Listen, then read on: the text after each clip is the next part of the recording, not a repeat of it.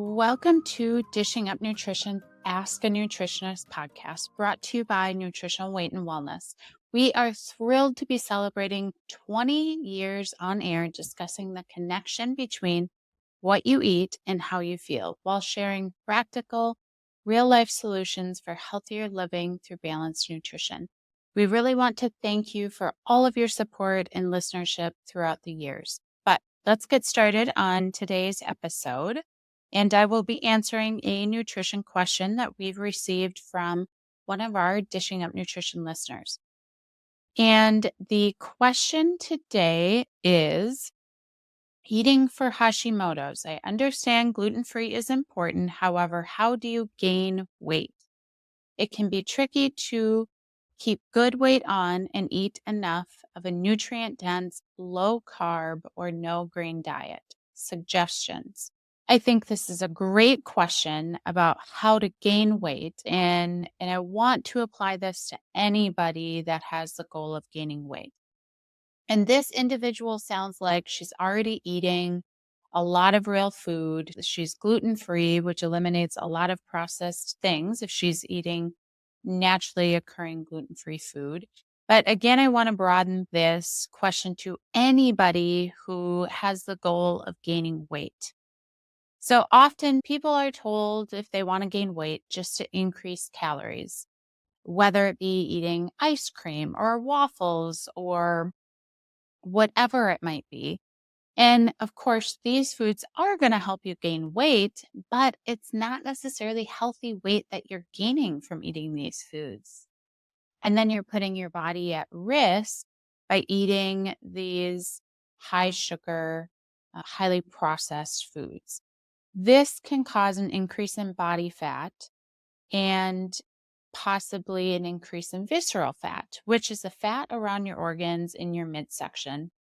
And having high amounts of this visceral fat puts you at higher risk for many different health conditions. So we really want to avoid that. So instead of gaining only body fat to gain weight, it's much more ideal to gain muscle. And yes, this is definitely harder to do, but it's possible. I have had clients successfully gain weight and do it in a healthy way and actually increase muscle in the process. And sometimes weight gain is a slow process, so just please be patient. Give yourself some time to do this. And the reality is, you're probably going to need to eat more in quantity than you are right now. You know, the key macronutrient to increase muscle is going to be protein. So for gaining muscle, I would probably aim for 5 ounces, which is about 35 grams of protein per meal for women, and 6 to 7 ounces, which is 42 to 49 grams per meal for men. This is after it's cooked. Now, this is variable from person to person, but this might be a good place to start. Or if you are getting nowhere near this amount of protein, maybe you're getting 2 ounces of protein a meal. We'll start with 3 or 4 ounces of protein a meal, and that might make a big difference for you. So I know this can sound overwhelming, especially for breakfast, but it really, really does help. Getting at least 30 grams of protein at breakfast is going to ensure that your muscle synthesis is starting for the day right away after breakfast.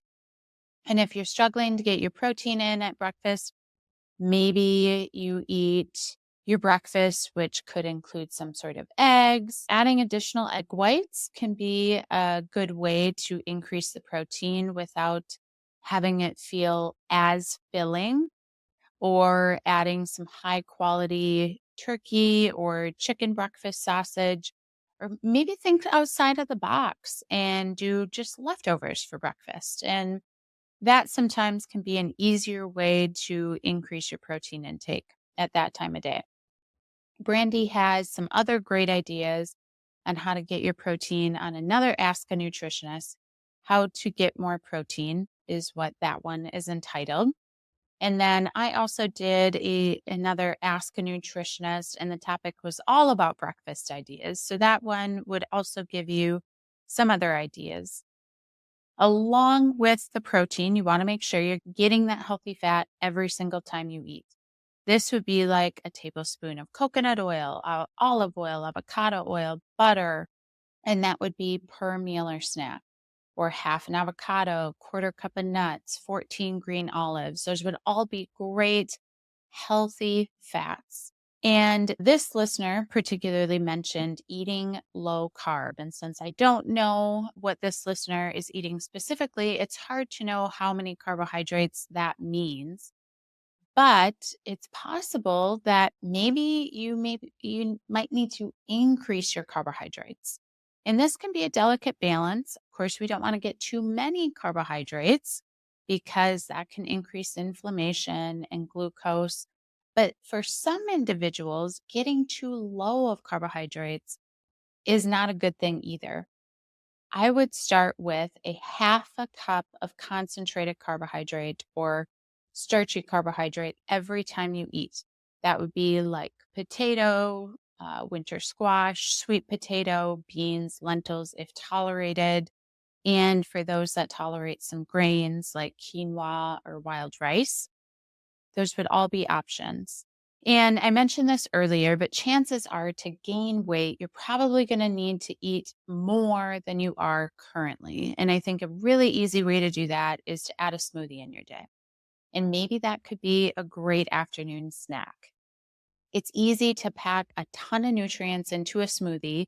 And if you're not super hungry, it's much easier to drink something than it is to sit down and have food and have to chew all of that. So there's tons of smoothie recipes on our website, weightandwellness.com. If you do tolerate dairy, use whey protein. That is particularly great at gaining muscle. If you do not tolerate dairy, I would suggest paleo protein, which is made of beef. I promise it doesn't taste like beef. This is the one that I use at home. You can add some fruit in there. I usually opt for frozen fruit. It's cheaper. Also, I like the texture that it provides. Great opportunity to sneak in some vegetables. That could be spinach, kale, frozen riced cauliflower, depending on the other flavors. Cucumber works in there, zucchini. And, if you didn't know what was in there, then you'd be none the wiser. All the other flavors really do cover up that veggie flavor. And then we want to make sure to add that healthy fat too. So that could be canned coconut milk, a third of a cup, 1 or 2 tablespoons of nut butter, half an avocado. Those would all be great options. Um, you could sneak in some extra fiber into this smoothie, 1 or 2 tablespoons of ground flaxseed or chia seed. If you haven't ever had those, I would start really small, like a teaspoon, and slowly increase so your body adapts to getting more fiber. And if you're not at home in the afternoon to put together this delicious smoothie, you can make it the morning of and then just drink it later. Or you could make a big batch of them and freeze them, take it out the morning of, and by the time afternoon rolls around, it should be thawed. I generally freeze them in glass jars, like mason jars, or I save pickle jars, mayonnaise jars, things like that. Just make sure to add some extra room at the top so that it doesn't explode in your freezer. That would not be a good situation. So it is time to take a very short break. And when we come back, I'm going to talk about why you might not be absorbing your food, which could make it much more difficult to gain weight. Welcome back from break. I have been talking about ways to gain weight in a healthy way by increasing muscle. And another piece to this puzzle to consider is maybe part of the reason it's difficult for you to gain weight is you're not actually absorbing the nutrients that you're consuming. This listener specifically said that they have Hashimoto's, which is an autoimmune condition. If you're finding it difficult to gain weight and you have an autoimmune condition or digestive symptoms, I would also focus on gut healing if you haven't already, just to ensure that you are actually absorbing all the food that you're consuming. So let's dive a little bit into the specifics of this. Big picture, gut health and nutrient absorption are linked in a number of different ways. The health of your gut plays a really critical role in how the nutrients are broken down, absorbed, and metabolized. And when the gut is healthy, it's able to break down the food particles, absorb the nutrients much more efficiently. When you have an unhealthy gut, there is a decrease in the efficacy of nutrient absorption. And for some people, this can make it much more difficult to gain weight and actually cause people to lose weight. I've had many clients over the years come in with digestive symptoms and they've lost a lot of weight as a result of it. And it really just, again, goes back to the fact that they're not absorbing all the nutrients that they're consuming. There's also, going back to this autoimmune condition, the listener mentioned Hashimoto's. There is a strong connection between autoimmune diseases and leaky gut. And also, if you have a lot of digestive symptoms, bloating, constipation, gas, diarrhea, reflux, chances are you also have leaky gut. Leaky gut is not the topic today, so I'm not going to spend a ton of time on it. But I know it's a word thrown around a lot, and many people just don't know what it means. So, I'm going to give a quick explanation of what is leaky gut. Well, the cells in the lining of the intestinal tract really should form a very tight barrier that manages what stays in the gut and what gets absorbed into the bloodstream. But when your gut is unhealthy, little holes in the lining of the intestinal tract can actually form, and you can think of it like holes in a garden hose. So, food, bacteria, toxins can leak out into your bloodstream from your gut where they're not supposed to be, which causes inflammation. It causes an immune response. If you have an autoimmune condition, it worsens your autoimmune condition. And chances are, if you have leaky gut, you are probably not absorbing your nutrients efficiently.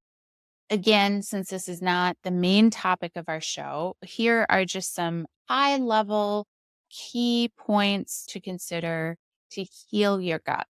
Making sure that you're eating probiotic rich foods like fermented foods, sauerkraut, kimchi, yogurt, whether that's dairy free with no sugar or dairy if tolerated, kefir, lots of options there. Or take a probiotic or both. There was a previous Ask a Nutritionist that Leah did called How to Take Probiotics. She did a great job at taking a deep dive into this topic here. I mentioned fiber earlier in regards to the smoothie. And in general, I would encourage you to eat a fiber rich diet because many fiber rich foods also are prebiotics. So, lots of vegetables, nuts, seeds, some fruits, berries are higher in fiber, beans and lentils, if tolerated. I mentioned the chia and the flaxseed earlier. Those are really easy ways to boost your fiber, and both of those are prebiotics. Again, if you're not eating a lot of fiber rich foods right now, start slow, work your way up, and make sure that you're drinking enough water when you're doing that. Otherwise, going from not a lot of fiber to eating a lot of fiber could actually cause some bloating and some constipation. So it really is best to slowly increase and make sure you're flushing it out with water intake. And if we think about your microbiome as a garden, the probiotic acts like the seed and the prebiotics acts as the fertilizer. So the prebiotics are going to feed all those good healthy bugs, making them flourish.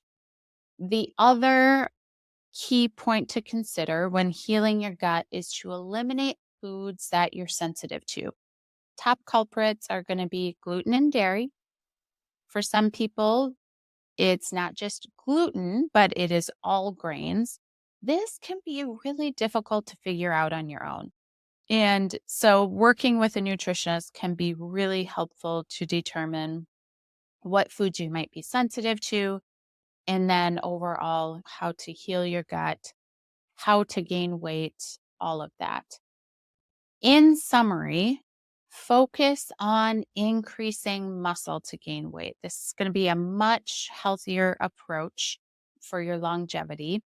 And this means likely you're going to need to eat more protein. Chances are you're also just going to need to eat more volume of food than you currently are. I mentioned adding in a smoothie in the afternoon could be a really easy way to do that, to get a lot of nutrients packed into that smoothie.